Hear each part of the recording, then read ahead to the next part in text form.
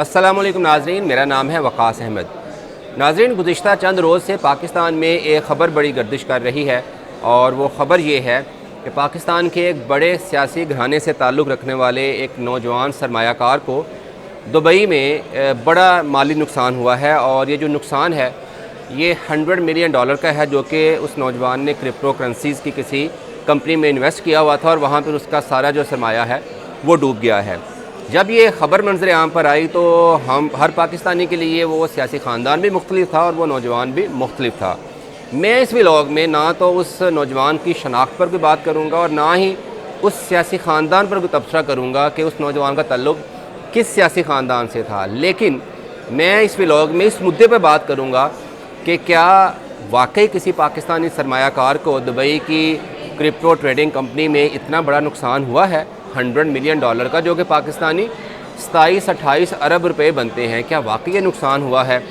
और अगर ये नुकसान नहीं हुआ तो फिर ये ख़बर किस तरह से ब्रेक हुई और क्यों ये ख़बर इतनी डिस्कस की जा रही है? तो अगर हम ये कहेंगे क्या ये नुकसान हुआ था कि नहीं हुआ, तो उसका जवाब है कि नुकसान बिल्कुल नहीं हुआ था, लेकिन कुछ ना कुछ ज़रूर हुआ था। और जिसके बाद ये ख़बर जो थी वो पाकिस्तान में ब्रेक हुई थी, ख़बर लीक हुई थी। तो वो हुआ क्या था? बेसिकली वो हुआ ये था कि जिस कंपनी में इस पाकिस्तानी नौजवान ने या उसकी टीम ने इन्वेस्ट किया हुआ था, उस कंपनी में चोरी हुई थी और उसके $1.5 बिलियन के, जो कि पाकिस्तानी तकरीबन 4 खरब 25-26 अरब रुपए बनते हैं, वो चोरी कर लिए गए थे। और डेफिनेटली जो डिजिटल करेंसी या जिस डिजिटल करेंसी के वॉलेट से वो साइबर अटैक के ज़रिए रकम चुराई गई थी, एसेट्स चुराए गए थे, उसी करेंसी में इस पाकिस्तानी नौजवान ने भी इन्वेस्ट किया हुआ था। तो उसके बाद ये ख़बर बाहर निकल आई कि पाकिस्तानी नौजवान को इतना नुकसान हो गया है। तो ये जो कंपनी है ये बहुत बड़ी कंपनी है, बिटबाइकअप इस कंपनी का नाम है। 2018 में ये कंपनी जो थी वो दुबई में कायम की गई थी। बिन जाओ नामी ये बंदा है, बेसिकली ये चाइनीज़ है, लेकिन ये फिर बरतानिया मूव हो गया था और उसने 2018 में ये कंपनी बनाई थी। हुआ कुछ यूँ कि रवां साल फरवरी में इस कंपनी में एक साइबर हमला हुआ इस कंपनी पर, और ये कंपनी क्योंकि मुख्तलिफ डिजिटल करेंसीज जो हैं उसमें डील करती है, तो इथीरियम का जो डिजिटल वॉलेट था उस पर साइबर अटैक हुआ और इथीरियम के जो $1.5 बिलियन के जो एसेट्स थे, जो कि पाकिस्तानी तकरीबन 4 खरब 25 अरब रुपए बनते हैं, वो चोरी कर लिए गए। अब इतनी बड़ी कंपनी में इतना बड़ा चोरी हो जाना डेफिनेटली वो बड़ी परेशान कुन थी। लेकिन इस कंपनी के जो CEO थे या एडमिनिस्ट्रेशन थी, उन्होंने फ़ौरी तौर पर अपने सार्फिन को कहा तो आपको परेशान होने की ज़रूरत नहीं है, हम ये पैसे जो हमलावर थे साइबर अटैकर उनसे वापस करवा पाते हैं या नहीं करवा पाते, आपको ये जो पैसे चोरी हुए हैं ये आपको वापस मिल जाएंगे, तो आप जो है वो अश्योरिटी रखें।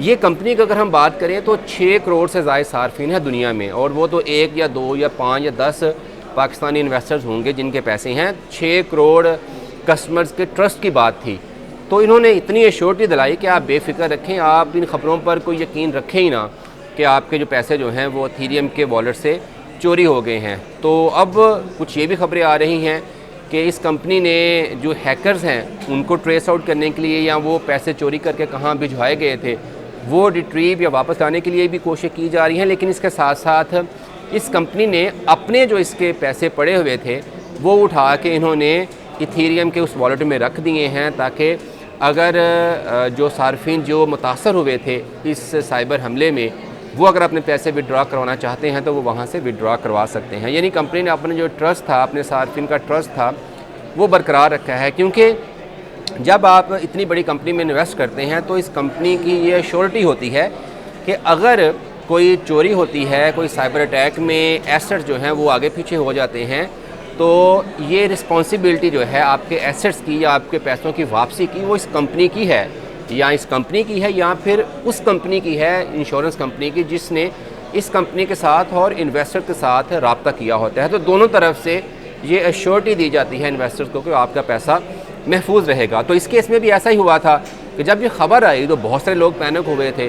तो मेरे ज़राए के मुताबिक किसी तरह से किसी ने बताया कि जी हमारे भी पैसे जो थे वो इथीरियम में थे, जो एसेट्स चोरी हुए हैं, तो हमारा भी कोई इतना $100 मिलियन के करीब इन्वेस्टमेंट थी जो चले गए हैं। तो उसके बाद कितने महीनों के बाद ये खबर पाकिस्तान में ब्रेक हुई और उसके बाद ये फिर लोगों ने डिस्कस करना शुरू कर दिया कि ये किसका नौजवान, किसका बेटा था, किसका रिश्तेदार था, किसका दामाद था, ये ख़बरें सारी आना शुरू हो गई। लेकिन मेरी राय के मुताबिक इस कंपनी ने बहुत सारे जो एसेट्स हैं वो वापस लाकर अपने जो वॉलेट है उसमें रख दिए हैं। बहुत सारे लोगों ने, जो इन्वेस्टर्स थे, उन्होंने अपने पैसे विड्रॉ भी करवा लिए हैं और मुझे यकीन है कि जो पाकिस्तानी सरमायाकार थे इन्होंने भी तस्दीक कर ली है कि इनके पैसे जो हैं वो वापस आ चुके हैं। अगर पैसे वापस नहीं भी आए तो चंद हफ्तों तक या चंद रोज़ में ये जो पैसे थे 1.5 बिलियन डॉलर जो चोरी हुए थे इस कंपनी के डिजिटल वॉलेट से, वो वापस आ जाएंगे। तो इसलिए किसी भी पाकिस्तानी के पैसे ना तो दुबई की क्रिप्टो मार्केट में डूबे हैं और ना ही किसी को 100 मिलियन डॉलर का या 27-28 अरब रुपए का नुकसान हुआ है।